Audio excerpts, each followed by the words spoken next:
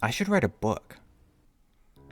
But not just any book. An epic, a 9-volume epic, and each book will be 1,200 pages long. The ultimate story spanning hundreds of years and thousands of lives. An exploration of the friction between the individual and society and between dozens of competing houses and nations in a world torn apart by conflict.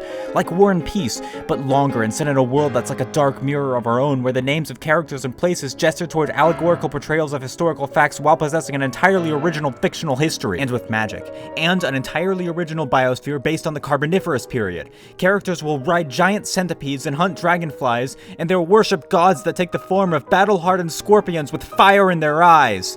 An entire language family spoken by the crossbred descendants of these gods and their human concubines, which becomes less scorpion and more human as the centuries pass. The book should explore the intersection between dreams, reality, and simulation, covering the entire period from the agricultural revolution to the technological singularity. It will show how the ancient conception of dreams as messages from other worlds can be understood in the context of the universe as a computer simulation, itself simply the dream of a higher dimensional order of beings who long ago passed beyond biological existences, and for whom the concepts of imagination and reality are so indistinguishable that they can be represented as a single word. Iroao. And it must be personal too, achingly personal, like the touch of a lover who can say more in a glance than an earthly writer could say in 1,000 words. Because the strifes of civilization and the strifes of the human mind are simply two sides of the same coin. It's so clear now. History as metapsychology, hopes and dreams as islands of order in the chaos of the human soul. Two plot lines that you think take place simultaneously, but then are revealed to be set decades apart. A sun cult who believes the only way to attain enlightenment is by staring directly into the sun during an eclipse. A beetle with the powers of a dream god who visits men as they sleep and whispers soothing thoughts into their ears. The publishers won't like it at first. Doubtless it will be rejected many times, but someone will see the potential. Someone always does.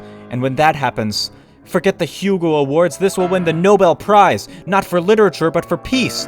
After reading this book, the trajectory of humanity and the meaning of existence will become clear, and there will be no more wars, no more famines, no more death. The contingent nature of all human institutions will be unveiled, and soon after, nations themselves will dissolve, and we will be as one, bound by our differences rather than in spite of them.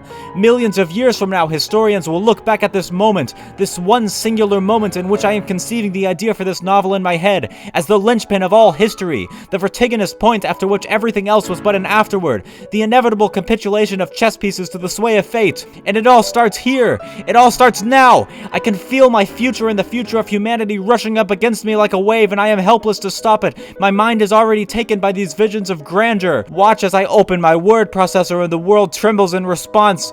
Watch as the first truly important epoch of human history begins.